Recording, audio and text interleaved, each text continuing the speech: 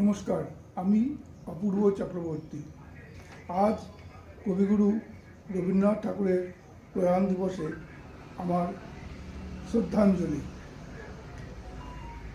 এই 22শে শ্রাবণে তোমার শেষের কবিতায় কবিগুরু তুমি বলেছিলে, কালের যাত্রার ধ্বনি শুনিতে কি পাও, তারই রথ নিত্য উদাহ।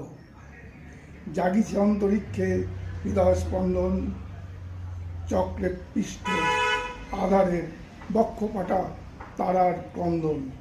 কবিগুরু শুনেছিলে তুমি জীবনের সব শেষের ক্ষণে, বক্ষফাটা তারার ক্রন্দন।